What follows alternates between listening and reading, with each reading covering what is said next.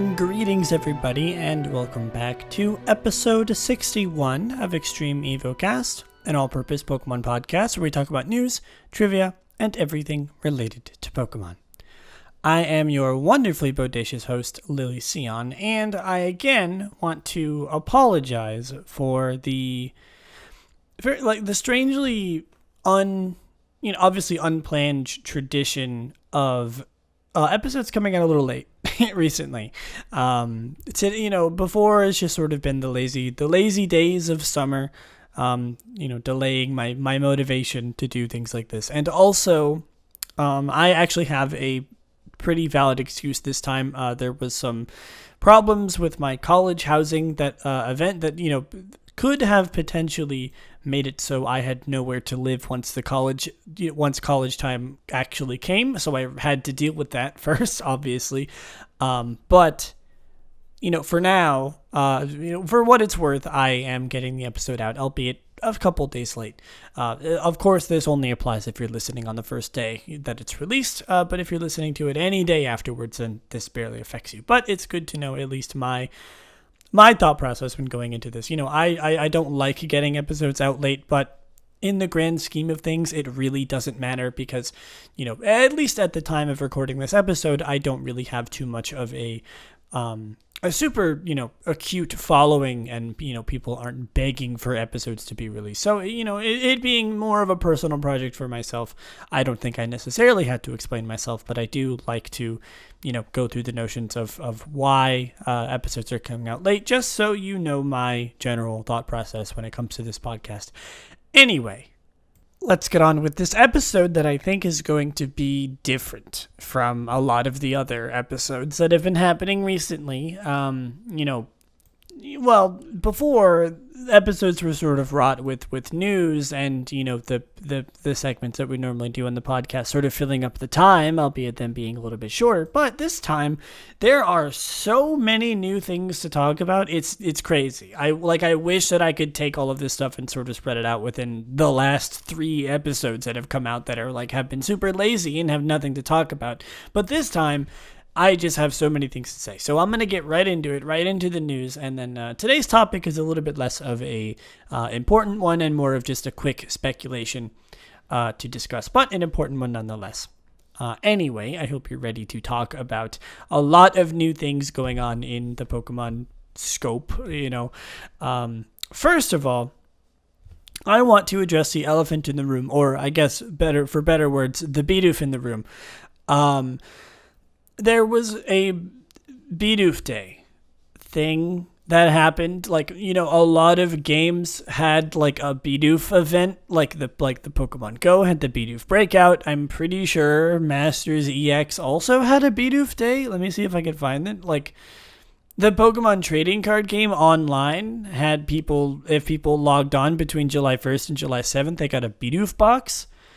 Pokemon Masters had, here we go. Bidoof Day event is now live in Pokemon Masters EX. Obviously, this was before, but still, it gave them 400 gems for 3 days of logging in between now, which I think is July 2nd, and July 8th. Which that's why?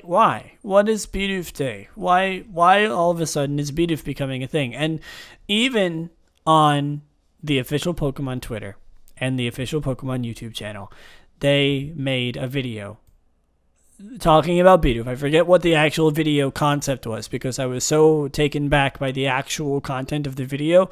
It was a Rickroll, a Bidoof Rickroll from the official Pokemon company. And I'm I don't know. I don't know what to make of this. I don't know what their obsession with Bidoof is right now, but I love it. Don't get me wrong, but I don't know. It's not an April Fool's event. It's the middle of July, or it's the beginning of July. I have no idea why, or why this is happening. But it is, and Bidoof Day is apparently a worldwide and multi-game event that is over now. I guess it just sort of came and gone like the wind. Bidoof Day happened and Bidoof Day is over. Who will Bidoof Day come back? Only Bidoof will tell. It's like Groundhog Day, but with Bidoof. I have no idea what I'm even talking about anymore. It was weird. It was funny, but it was weird. And like when we talk about the merch a little later, there was even some Bidoof merch. It's not you're not safe even from the real world. Bidoof is taking over the real world merch with plushies and Bidoof things to buy. I don't understand. I mean, I don't really have to understand. It's just Bidoof, but still, it's something worth talking about, I think. Anyway, in line with the usual, news segments that we have in the general news segments, Original Stitch has new products, new shirts, Polo Shirt Sports, a streamlined kind of shirt that can have embroidery on it, or 1 or 2 designs featuring Pikachu or Piplup. This is all coming from Cerebi, by the way. Their words, not mine. So, Original Stitch, again, pretty much every single episode gets like new stuff that you can buy. So check out originalstitch.com/Pokemon to see all of their details. Eventually I will have enough money that I can afford something from Original Stitch. Their shirts are very expensive, but I believe the reason is because they're extremely high quality. So eventually I will get something from that, and I will talk about it on the podcast, and I will flaunt it to all my friends and strangers that I spent $90 on a Pikachu polo shirt. But until then, I will go Pikachu polo shirtless, and we will continue on. There is a new TCG set in line with the 25th anniversary. It's I think it might be Japanese only. That might not be true. Let me look. I saw like Japanese only in the headline, but I don't know if it is actually only Japanese only. It's called Celebrations because I wonder why it's celebrating the 25th anniversary of Pokemon. It does say here, following the reveal of Pokemon Celebrations yesterday, the Japanese version of the 25th anniversary set has been revealed. Okay, hold on. So I think when I looked at this, I think it's because it was at the very, very end of June. Hold on, let me look at this. It might have just been that I scrolled back too far. Yep, here it is. Pokemon Company International have announced a new set to celebrate Pokemon's 25th anniversary celebrations. Small set features over 45 cards, a subset remix of 25 classic cards, 4 Pokemon V and 2 Pokemon V Max, including returning mechanics such as Dark Pokemon, Delta Species, and Pokemon C, Pokemon Star, Light Pokemon, Pokemon X, or Level X Pokemon, Pokemon Prime, and Pokemon V Union, and remade cards including base set Charizard, Umbreon Star, and Tapu Lele GX. Oh my god, there's so many things here. Can I look at this? There's no card list on Cerebi yet, but oh my god. I guess it really is a celebration of like every single thing. That really brought back some nostalgia in me real quick with like, the Delta Species and stuff and the, base set Charizard. That's crazy. Well, I'm hoping that there'll be a card list at some point revealed because I'm very interested in seeing what that is. Very nice, nice to see them sort of celebrating the 25th anniversary by calling back to their roots, the original nostalgic Pokemon TCG that every Pokemon fan remembers, the base set Pokemon, the original, the classic cards. They're remaking classic cards. It's always exciting. But yeah, I'm looking forward to that. Still more to go. Pokemon Masters Journey, or Pokemon, sorry, I messed that up. Pokemon Master Journeys, the anime, is what I'm trying to say, is coming out on Netflix. It's, I think like the first 12 episodes. Let me find the sort of official release thing. Found it. The release of Pokemon Master Journey's first 12 episodes has been announced for the US. They will be added to Netflix on September 10th, 2021, and later in other territories. Alongside this, a new trailer has been released. I'm not going to bother watching the trailer. I don't usually talk about the anime on this podcast, mostly because I don't watch it. And it's kind of hard to talk about a show that you don't watch. But, I'm always down to talking about releases like this. And, maybe because it's coming out on Netflix, maybe I'll actually give it a watch and sort of, talk about it. I might do something where, like, for the next couple episodes, maybe I cover like 1 or 2 episodes per episode of Evocast, and just sort of go through the original 12 or the first 12 episodes and just sort of talk about them, kind of like I did with Twilight Wings. But we'll see. I'm not really a huge fan. I'm not really super into watching the anime, at least the more recent anime. Doesn't really strike my fancy very much, but who knows? We'll see. But yeah, coming out on Netflix. I think it was like originally planned to come out on Netflix like a while ago, but we just never heard anything else about it until now. So I'm glad we're finally hearing something about it. And speaking of the anime, a little bit of again, I don't usually like to talk about the anime, but there was a special that aired in Japan today, which was the 7th of July, and obviously will be coming to the U.S. When it gets dubbed.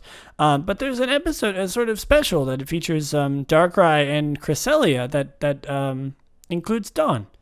She sort of comes back for like a little, mini arc.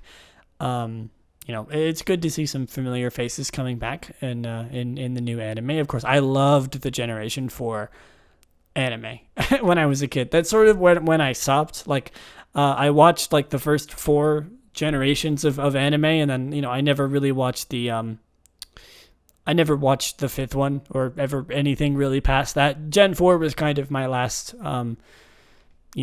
embarking in the anime. So if I ever do talk about the anime, it'll most likely be somewhere in that range. But even then, it's good to see a familiar face coming back.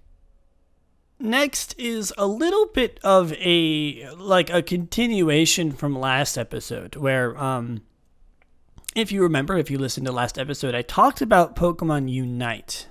There was a new trailer, a new cinematic trailer that got released, and a lot of hype surrounding the game. And I mentioned last episode that I was like, if it comes out between now being last episode and this episode, that I would play it and I would talk about it on the podcast. But unfortunately, it has not been released yet. We don't have an actual release date yet. It literally just says July 2021. So who knows? Maybe next episode, but I literally can't promise anything because I just don't know. I thought we would have had a release date by now. But so, just letting you know that the game's literally not out, at least at the time of recording this episode. But as soon as it is, I'll give it a good try and definitely talk about it extensively. I'm hoping to, at least. It might take a little while for me to really get into the game and really start, really get some good experiences to talk about. I don't want to play the game for like 2 seconds and then talk about it, kind of like I did with New Pokemon Snap. This game is something that I think I really want to experience firsthand, maybe for a couple months or maybe for a couple weeks, when the game first comes out. So I will talk about it as soon as I can. But in order to make, this new segment a little bit less excruciating, because I trust me, I know it can drag on, and especially today, because there's a lot of things to talk about. There's something new going on that I think will maybe pique your interest back up. Wake up. I can't snap, but if I could, I would be snapping right now. Wake up. Come on, let's get back into it. We got some more things to talk about. Something exciting. The Pokemon Company have announced a new project in Japan called Pokemon Wonder. This is a ticketed event that takes place in a 4,500 square meter forest in Yomiuri land. Cannot read Japanese. It's not even Japanese. It's Romanji, but I still can't read it. And features Pokemon throughout the natural environment. It's run by Dr. Creso and her research team, a new canon Pokemon professor. It has over 50 Pokemon across 2 courses, Ancient Stonewall and Whispering Bamboo Grove, and is an experience that takes around 90 minutes for up to 6 participants at once. So it's like a Pokemon theme park that literally lets you see Pokemon. It's like a theme park ride, but it's like, you sort of go on this like tour, you see cool Pokemon, things like that. It looks like you even have like a like a little checklist, and like messages from the Pokemon professor. This is cool. Yeah, I really hope that something like this comes to comes to the US, because I would love to look at something like this. This is so cool. Pokemon have been very real life oriented recently. They're very focused on real experiences, sort of like that archaeology, that like fossil thing that happened or is happening, which actually I will be talking about a little later. But and like the Pokemon Plane project or whatever that was called.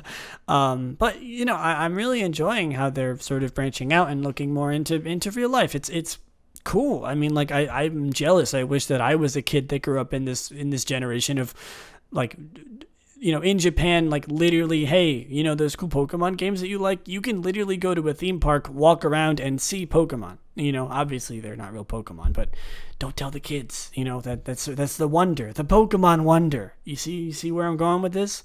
It's cool. I'm jealous. I wish I was a kid again so I could experience the wonder of Pokemon Wonder and like literally everything else that Pokemon has brought out for kids these days. I sound like an old woman, but still, it's exciting for everyone involved, and I really hope that they sort of branch out and wink wink, bring this kind of stuff to the US, because me and I'm sure hundreds of thousands of other people would love to experience this. If you're listening, Japanese Pokemon, CEO, please, God. Finally, for the general things, don't worry, we still have plenty of things to say. Okay. This is something that I didn't expect to ever see, and I don't really know how to feel about this. This was announced on June 30th, 2021, and I still, in fact, actually, hold on, this is literally coming out today. I mean, I'm recording this episode after midnight. It's literally coming out today, and I say coming out as in, it's Oreo. Oreo is partnering with Pokemon. And they're even saying, like they just made a tweet, woke up feeling like dropping some news. New flavor announcement coming at 12 p.m. Did you catch the announcement? What was it? Wait, this isn't related to the... Okay, hold on. For some context, Oreo made an announcement saying that they were partnering with Pokemon on the 9th, which is today, the day that I'm recording this episode. And then they're like, let's make a big announcement. There's 2 new flavors of Oreo coming, and it's not the Pokemon ones. It's completely different. They're announcing like a lot of things. This has just become an Oreo podcast now. No more Extreme Evocast. This is Extreme Oreo Cast. I mean, like, Oreo is partnering with Pokemon. That's literally all I have to say here, but I'm confused more so on the fact that they are announcing... they are partnering with Pokemon, as well as announcing 2 new flavors literally 15 hours before this announcement, or before me looking at this tweet. So who knows? The marketing people at Oreo are just putting all of their eggs in one basket. They're like, let's just announce all of it at the same time. Real talk though, I have absolutely no idea what a Pokemon partnering with Oreo could be. Pikachu Oreos? Are they gonna release an Oreo Pokemon in Generation 9? Are they?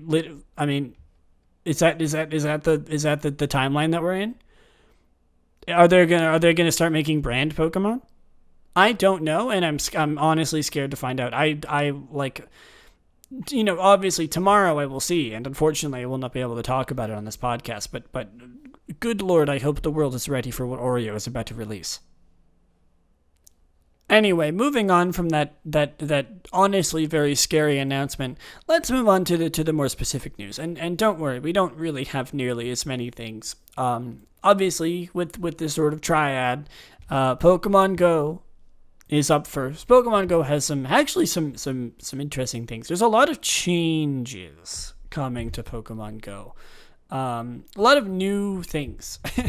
For example, raid battles are changing.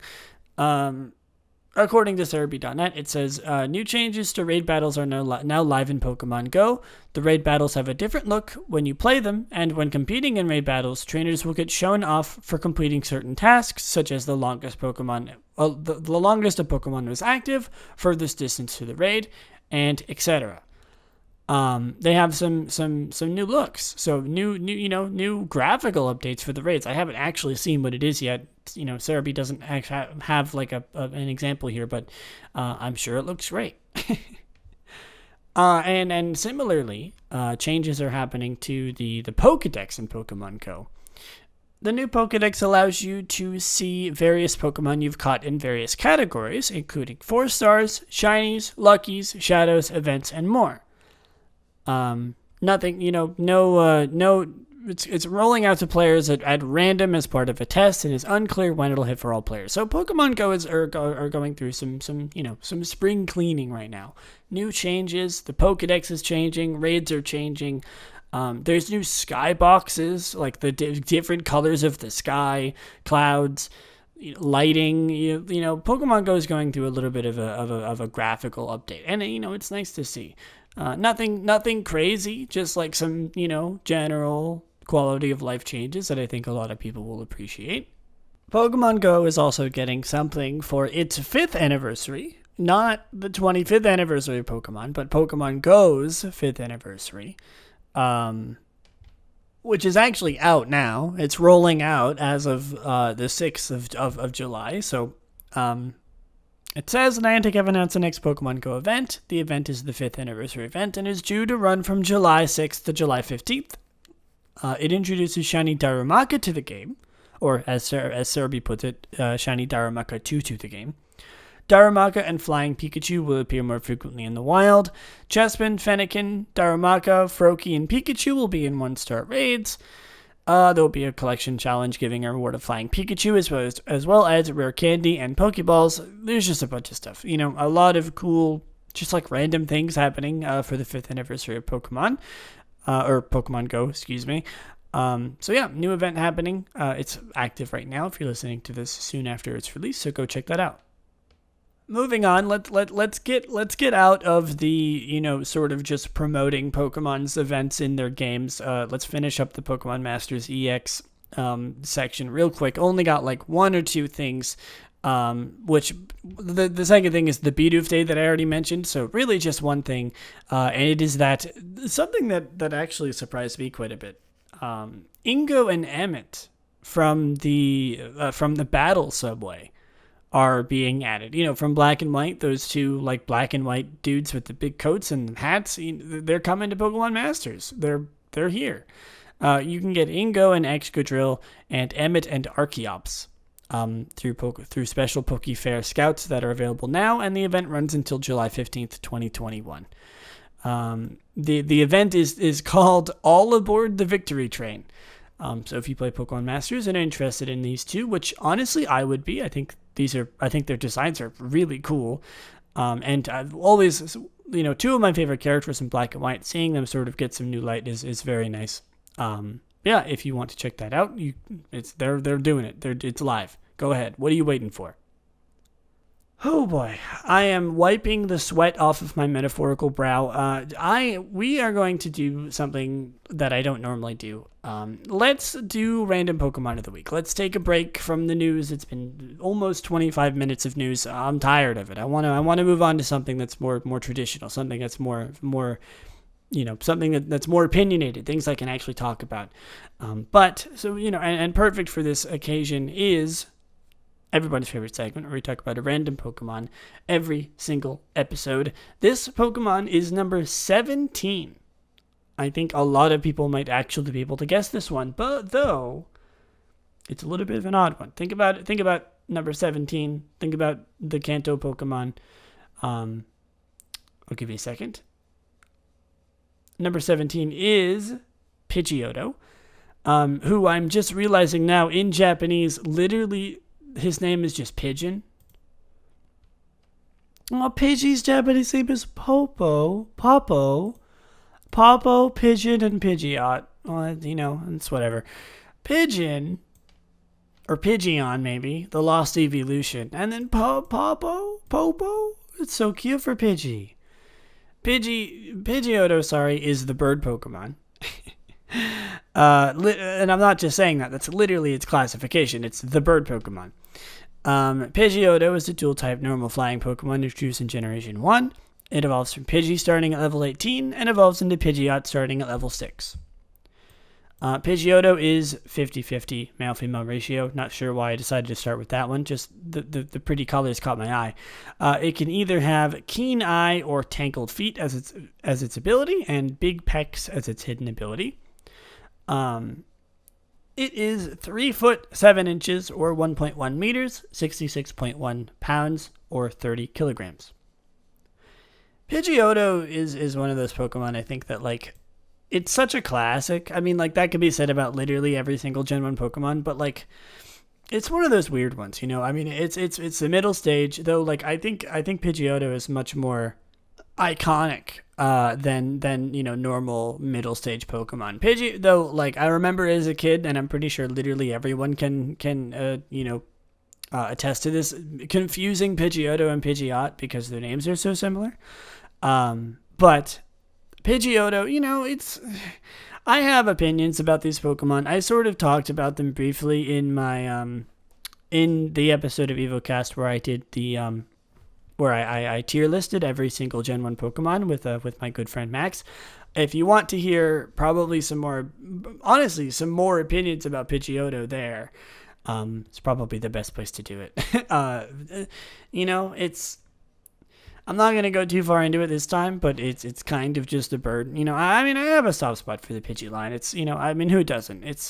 It's good, you know, it's fine. It's Pidgeot, or it's Pidgeotto. I'm even confusing them now. There's no stopping it. Pidgeotto is destined to just be the one that's like, oh, is that Pidgeot? Nope, that's just Pidgeotto. But, you know, I mean, it's got some interesting things going on. It's sort of just a bigger Pidgey and a smaller Pidgeot. I guess that's the point of being a middle evolution, but you know what I mean.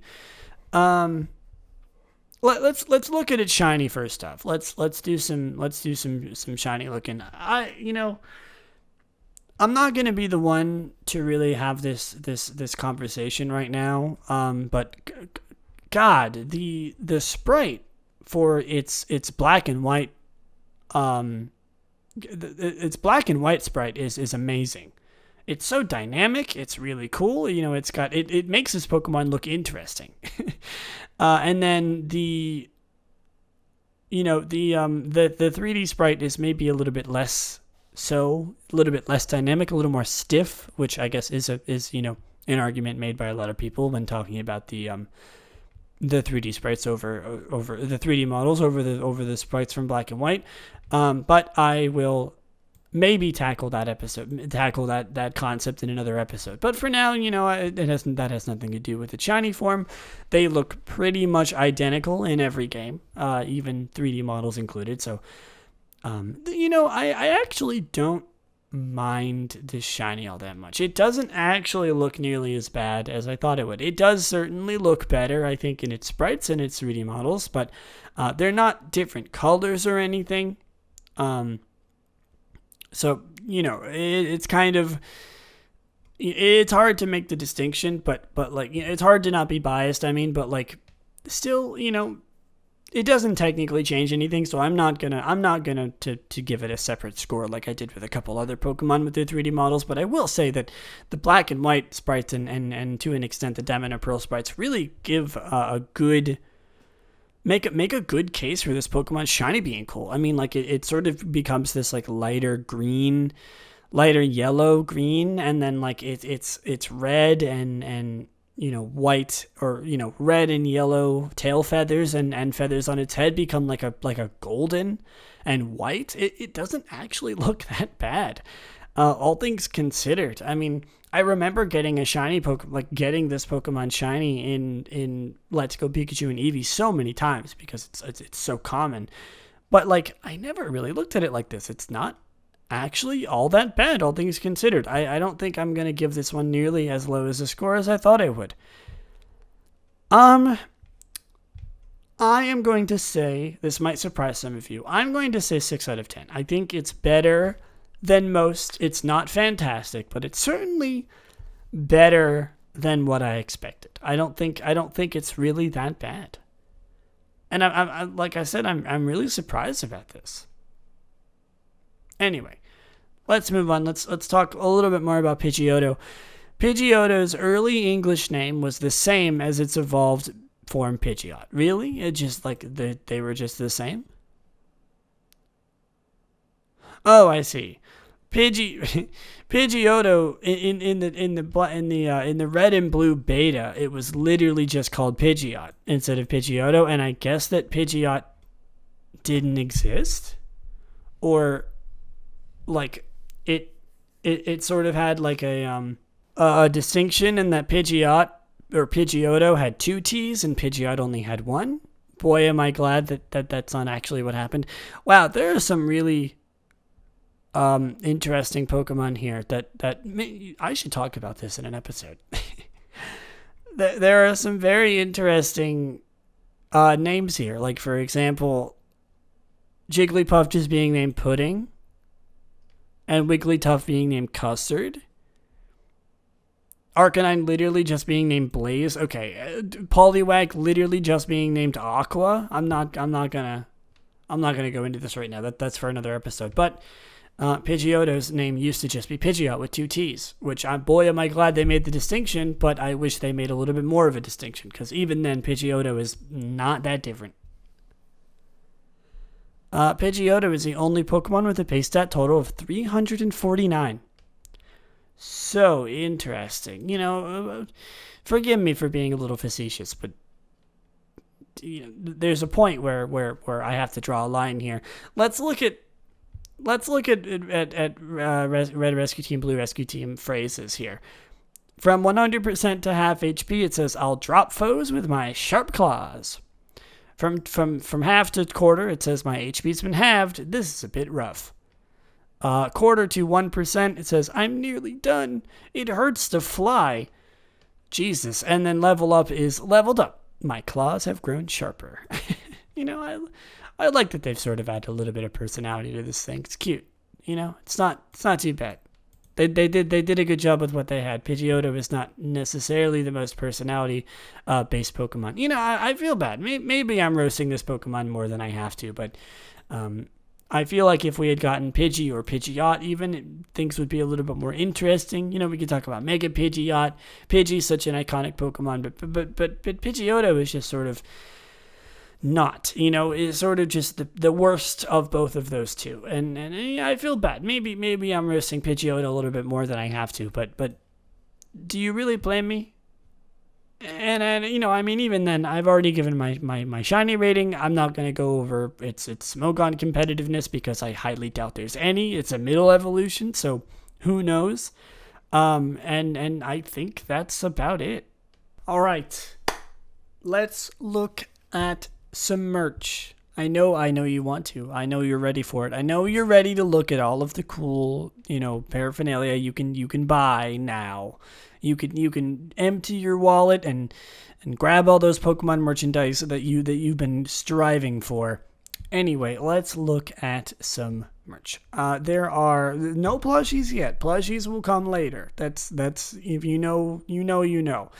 First of all, there is a new set of figures called the Pokemon Gardening line, which has, some very cute figures of Pokemon doing some gardening, as well as some plant Pokemon, some grass Pokemon, Oddish, Bulbasaur, Maractus, which I'm a fan of, Squirtle. No idea what you're doing here, buddy, but I can see your heart's in it. Pikachu gardening and Pikachu gardening again. Very, very cute for the summer. Question mark, but cute nonetheless. Next up are an official thing from the US and Canadian Pokemon Center called Pokemon Pixel Pins. Well, they're not new, but new pixel pins have been added. They're exactly what you think they are. They're pins that are sort of they have the pixel Pokemon from the Pokemon games. The video games, everyone. This time featuring some water-type Pokemon from Generation 1, Slowpoke line, Starmie line, Omastar line, and Seal line. Let's see if there's any other ones. Let's look up pixel pins. Oh yeah, here we go. Lapras, the starters. There's a bunch of them actually. There's a lot of Pokemon. Like almost every Gen 1 Pokemon. That's not true, but quite a few of them actually. Spearow, Fearow. Oh yeah, here are the new ones. There's also Goldeen and Seeking. And Tentacool and Tentacruel. Those are the new water types. If you've been listening to this podcast, you know that there's been a great amount of urge for me to spend money, not on the polo shirts, but this time on the jewelry. They had like a Lucario and like Riolu ring, like golden ring. Like last time I looked at these, and some of them are insane. Now there are Eevee rings. Eevee, they're gold, they're silver, they're bronze, and they're $165. And that's on sale. From You Treasure. If you wanted Pokemon rings, there you go. I'm gonna get married to my future partner with an Eevee ring. I think that's only fair. I think that like what better way to symbolize the matrimony of lifelong partnership with an Eevee ring. I say that I'm saying that sort of like it's a punchline, but I'm kind of serious. I think it would be adorable. There is a new sort of like battle. They're called battle figures. They're just like when you go to Walmart and you see you go to the toy aisle and you see the Pokemon figures. Just like they kind of look like they're off-brand, but they're not actually off-brand. Well, they're coming out with more of those, and they include Pokemon like Pikachu. Who would have guessed? Bulbasaur, Squirtle, Charmander. Who would have guessed? Why not? Boltund, Appleton, and my personal favorite, Lillieceon and Glaceon. There are new figures coming from the Capgara line. Never heard of them, but that's what it is. And it's a line of gacha toys. And from PokeJungle, most of the merch comes from PokeJungle. It says new Capchara, not Capgara. No idea where that came from. Capchara gacha toys are coming to Japan from Bandai. And it features Pikachu, Sobble, Yamper, and actually the reason why I included this, I don't usually include things like this, but a Poltegeist one. And you can actually get an antique version. I thought that was kind of cute. You can, not only can you get Poltegeist in this little figure, but you can also get, like in the Pokemon games, you can get an antique version. Who knows if they're just as rare, but still, it has the seal of authentication on the bottom, and it looks nothing. It looks exactly the same. So that adding a little bit of incentive to maybe spend more money on gacha.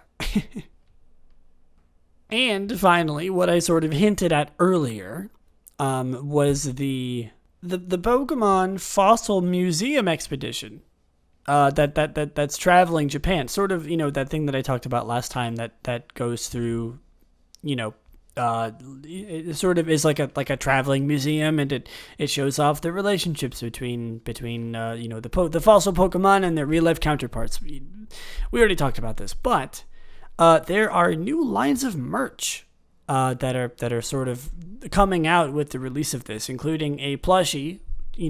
God forbid I talk about a plushie before plentiful plushies, but a plushie of Excavator Pikachu, absolutely adorable. Things like mugs, shirts, bags, bandanas, all kinds of things. A notebook, folders, posters, pens, pins, everything. Anything you could possibly imagine. Everything that you would find in, to nobody's surprise, a gift shop. But it's cool seeing this. I'm very excited for this to maybe eventually come to the US. I think, if it ever comes out by the time that I have kids, I would love to bring my kids to something like this, which is again sort of I said that like I have kids already. I don't have kids. I'm 22. But This is sort of what I was talking about with the release of things like this. The real world sort of Pokemon expeditions you can go on, and like I said, I was jealous that younger me couldn't do it. Well, maybe eventually I can bring kind of younger me there. This is not the time for daydreaming about my future, children endeavors. What I'm trying to say is that I'm excited for it, and I think it's genuinely going to be good for sort of younger Pokemon fans, and also older Pokemon fans like me who love stuff like this. I'm hoping it comes to the US. I would love to see something like this. It's very cool. I'm glad that we've sort of gotten a preview already for the merch, and also there's like a huge statue of what I can assume is a life-size Tyrantrum fossil, which is really cool, like super super cool. And I'm really excited to see what more. Like, I didn't realize it was going to be like huge exhibits and stuff. I mean, that's sort of a bigger scale than what I expected, but I'm even more excited than I was already. Now, it is time. Not sure where I was going with that, but it is time for plentiful plushies. Everyone's favorite segment. No, the segment where we talk about plushies that you can get right now. Huggable, lovable, adorable Pokemon plushies that you can get right now, usually, unless stated otherwise. Anyway, let's get to it. First of all, I I wrote down in my Google Docs, I have a Google Doc of sort of what I talk about every episode. I wrote down in my Google Doc, just underneath plentiful plushies, Sinnoh. I mean, like, there do be a generation of Pokemon called Sinnoh, but I must have just immediately lost my train of thought. I mean, I wrote this guide like a couple days ago, but I know thankfully for me, I know exactly what past Lily was on about. And there is a Pikachu plushies. Who would have guessed? There's always new Pikachu plushies. I mean, we even had the archaeologist Pikachu plushie. There's always new Pikachu plushies. But there is Pikachu plushies based on the Sinnoh protagonists of Lucas and Dawn. Absolutely adorable. And Sinnoh is actually kind of a common theme here with the plushies. We have a absolutely massive Piplup plushie, just huge. Like, and I mean huge, I mean huge. A giant Piplup plushie. Quote unquote relaxed size. Oh my god, it's the cutest thing I've ever seen in my life. It's $150. I wish it wasn't so expensive. I want it. Oh my god, seriously. Go on PokeJungle right now. Look at their post from July 1st. Gigantic Piplup.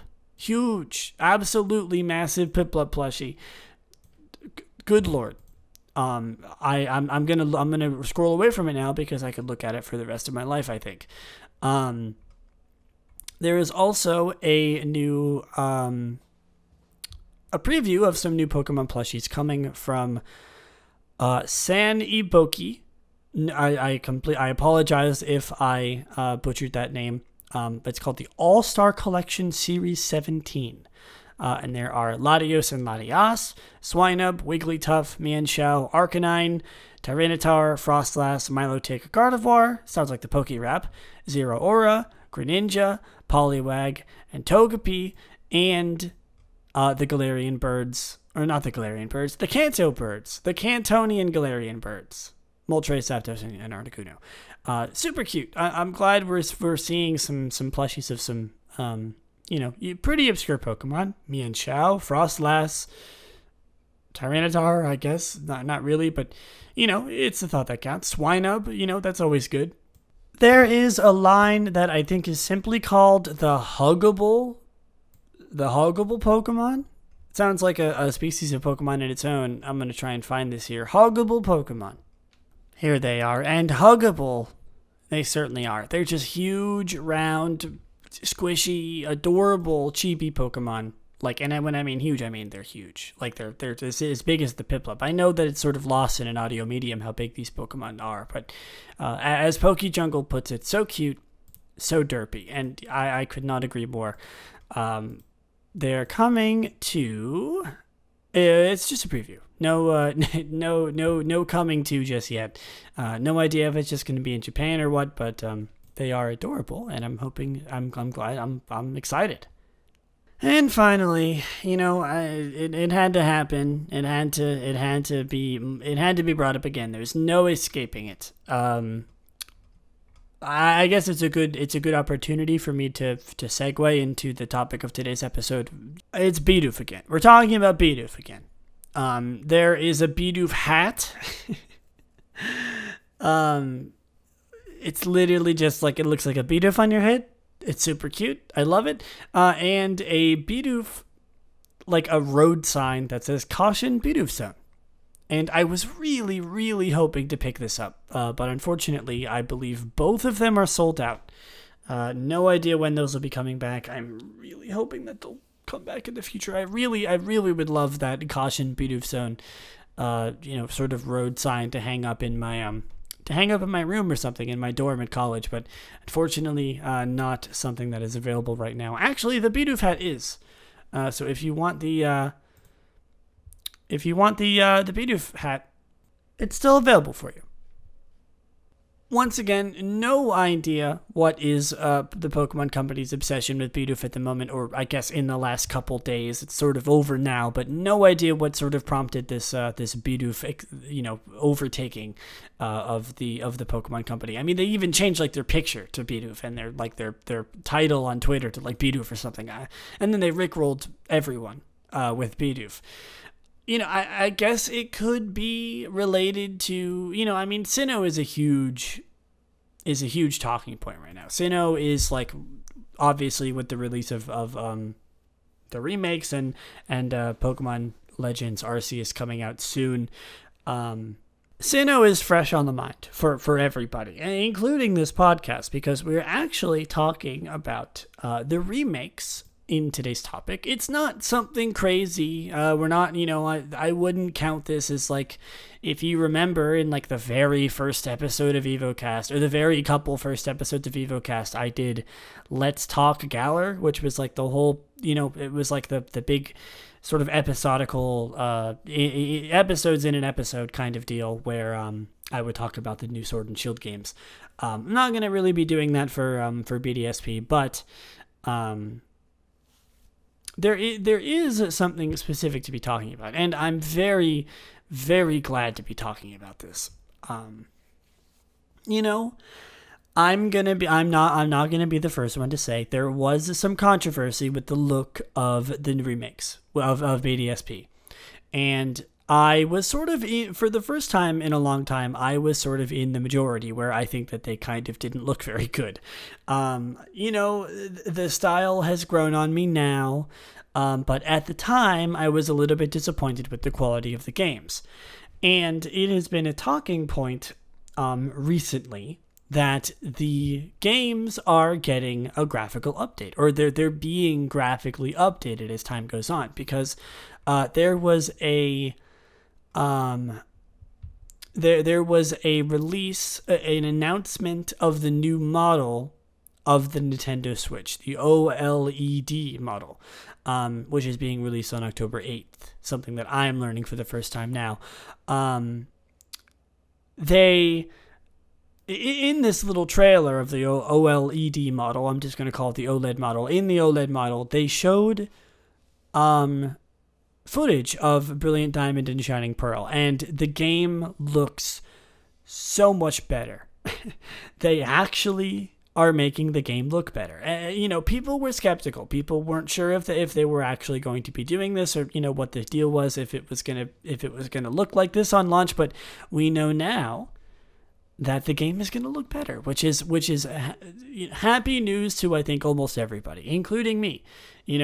I like I said, I'm going to be the first one to admit that the game didn't really look all that good. In retrospect, I think maybe I was buttering it up a little bit too much, and I am comfortable saying that I don't think the games looked very good when they were first revealed. But now they look great. They look fantastic. I mean, like, they look good. They look on the scope of like Let's Go Pikachu Eevee quality, and or even better in my opinion, which I think those games look great. And at least we've seen the battles. I'm confident that the overworld and stuff and the player models and things like that, the chibi style will also be updated, but the battle graphics look so good. The models are updated. Just like the general look of the game is so much cleaner, so much crisper. The textures are better. The models are more high quality, and I'm really excited to talk more about this game, even more than I was now, because I'm actually happy with how the game looks. And you know me, if you've listened to this podcast, or you just know me in general, I am not one to err on the side of pessimism, but I was a little pessimistic about it. I usually like to look on the bright side.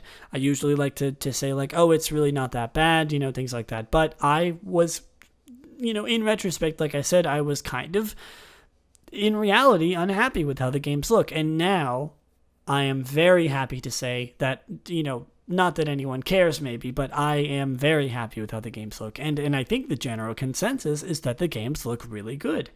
And people are genuinely proud of Game Freak or whoever's working on the game. I forget which company's working on the game. Are genuinely proud of Game Freak that, they showed, footage of the game, and then it looks better now. I'm excited. It makes me excited to see how the game is going to look even better in the future. And I'm even hoping that maybe this will carry over to Legends. God knows that Legends didn't look perfect when it was revealed, but it certainly looked better than BDSP. And this brings high hopes that even Legends will look better than it did in the reveal trailer. It's not uncommon for games to look different in their reveal trailers than on launch, but like, Pokemon has never really been one of those companies. They usually show games when they're pretty close to done, and a lot of the graphical things are already done. But BDSP, it looks great. Genuinely, I think it looks so much better. If you haven't seen the trailer, if you haven't seen the footage of on Twitter or whatever, go look at it, because I genuinely don't think that I'm just being a little bit of a positive person here. I think that a lot of people are very happy with the progress on the game and how it looks much better. This isn't like a game changer. I mean, I was going to get and talk about the game anyway, and I guarantee you that a lot of people were also going to get the game, even if it looked as it did in the launch trailer, or the reveal trailer, excuse me. But, it's good. It's nice to have the update. It's nice to have the comfort in knowing that the game might even look better than it does now. What an episode, huh? There was a lot of news. There was a lot of talk, a lot of speculation. If this is your first time listening, episodes don't usually go like this. It's a lot more topic heavy than news heavy. I'm sort of one to explain things where there doesn't need to be explaining, but this episode was certainly a lot more news heavy than other ones. But like I said, there's just a lot of things to talk about. Things are happening in the Pokemon, in Pokemon right now. In the scope, in the Pokemon world, things are happening. Which is a huge contrast from literally 2 episodes ago, which I dubbed the Lazy Saga, because there was absolutely nothing going on and almost nothing to talk about. But things are picking up now. BDSP is, a couple months around the corner. Things are happening. Events are happening. Real world events. Games are getting updated. Pokemon Unite is coming out soon. Pokemon Journeys is coming to Netflix. The new Nintendo Switch is being released. There's so many things to talk about, and I'm sure that I missed a couple things, that are being released, or merch that's coming out, things like that. But it's an exciting time to be a Pokemon fan. There's so many new things happening, and it's crazy to think that just a couple episodes ago, like not even a month ago, there was really not that much. But now it's picking up fast, and as someone who talks about Pokemon for a living, not really a living, but on this podcast, I'm all for it, and I'm really excited. But of course, that is not the end of today's episode. We still have one more thing to talk about, which, of course, is everyone's favorite segment. The segment where we talk about a random move every episode. Move Tutor.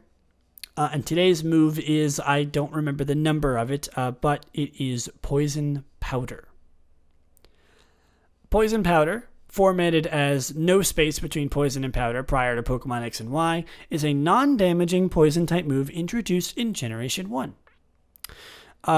It appears to be a poisoning counterpart to Sleep Powder and Stun Spore, as the accuracy, contest group, appeal, effects, Japanese names, and animation are all the same or very similar. They're also usually learned at the same level or in a similar pattern. It is a poison-type move. It is a category of status as a PP of 35, power of nothing, because it's a status move, and an accuracy of 75%. From Generation 1 to 5, Poison Powder poisons the target. Who would have guessed? Poison and Steel-type Pokemon are unaffected by Poison Powder. It also does not affect targets with immunity as their ability.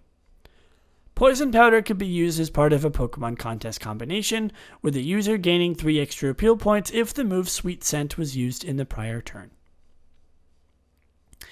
In Generation 6 and onwards, Grass-type Pokemon, Pokemon with Overcoat, and Pokemon holding the safety goggles are now immune to Poison Powder. I didn't know that Grass-type Pokemon was immune to Poison Powder. It's interesting. I guess they're also immune to Sleep and Stun Spore, Sleep Powder and Stun Spore, which makes sense. Poison Powder can also be used as part of a contest spectacular combination, causing Hex, Venom Drench, and Venoshock to give an extra 3 appeal points if used in the next turn. If powered up by Poison EMZ into Z Poison Powder, the user's defense stat rises by 1 stage. Poison Powder is one of those moves that, very Gen 1 heavy with the segments today. We talked about Pidgeotto and we talked about Poison Powder. Two classic moves / Pokemon that I think maybe are a little bit looked over in terms of just like how common they are and, how much of a classic they are. But there's something to be said about moves like Poison Powder. It's a classic. Sleep Powder, Stun Spore, Pokemon certainly would not be the same without them, but I don't think that anyone would necessarily miss them. There's no trivia for Poison Powder. I mean, what kind of thing would you even say about a move like Poison Powder? But there is descriptions. A move that poisons the target, a move that may poison the foe, scatters a toxic powder that may poison the foe. Ruby, Sapphire, Emerald mixing up a little. A cloud of toxic dust is scattered and may poison the foe. The user scatters a cloud of poisonous dust on the target and may poison the foe. Blah, blah, blah. It's Poison Powder. Poisonous powder. Powder of poison. Toxic dust. Toxic powder. Poisonous dust. The song and dance. And with that, I hope you have an amazing rest of your day. Thank you so much for listening. Go follow me. Go follow the podcast, twitter.com, or at Extreme Evocast on Twitter. Also follow my personal at Lillieceon on Twitter. I do streams. I draw. I do all kinds of stuff. I run this podcast. If you want to support me, that is the way to do it. Any kind of rating on, the iTunes store or any place where you can rate podcasts would help immensely, even if it's a negative one. Constructive criticism only helps, and any sort of rating would, help me learn how to improve this podcast and maybe get some other people into it. But that's going to do it for me for today. Thank you so much for listening, and I will see you in the next one. Bye!